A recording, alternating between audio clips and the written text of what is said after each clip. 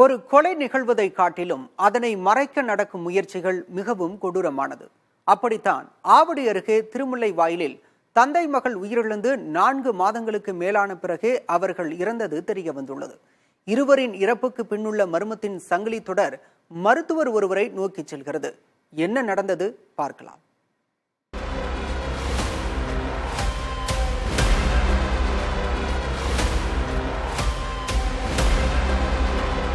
திருமுல்லை வாயிலில் பிரபல சாமியார் அன்னபூரணிக்கு சொந்தமான அடுக்குமாடி குடியிருப்பு ஒன்றில் வேலூரைச் சேர்ந்த சாமுவேல் சங்கர் தனது மகள் சிந்தியாவுடன் வசித்து வந்தார்.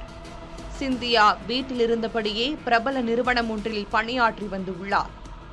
கிறிஸ்துமஸ் கொண்டாட சிந்தியாவின் உறவினர்கள் தொடர்பு கொள்ள முயன்ற நிலையில் சாமுவேலும் சிந்தியாவும் தொடர்பை ஏற்கவில்லை.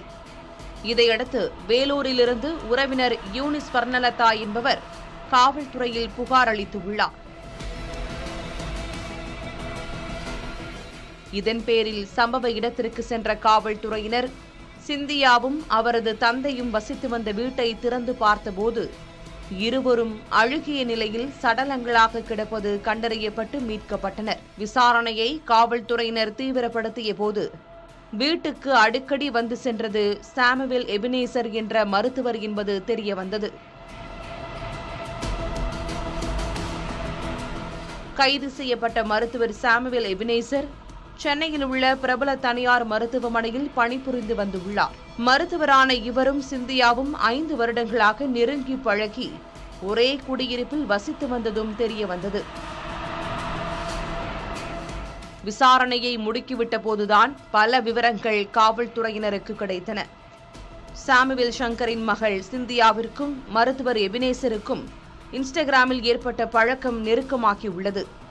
இதனால் அடுக்குமாடி குடியிருப்பில் மருத்துவர் எபினேசருடன் சிந்தியா ஒன்றாக வசித்து வந்திருக்கிறார்.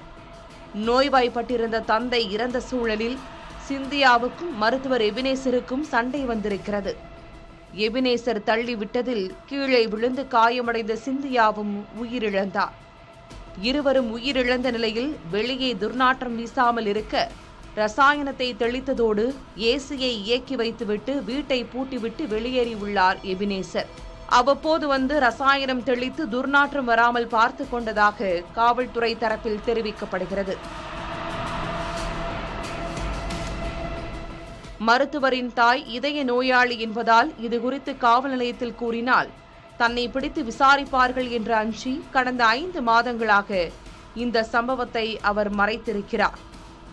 பிரேத பரிசோதனை அறிக்கை வந்த பிறகு கொலையா, தற்கொலையா அல்லது வேறு ஏதும் காரணமா என்று தெரியவரும். புதிய தலைமுறைக்காக செய்தியாளர் நவீன்.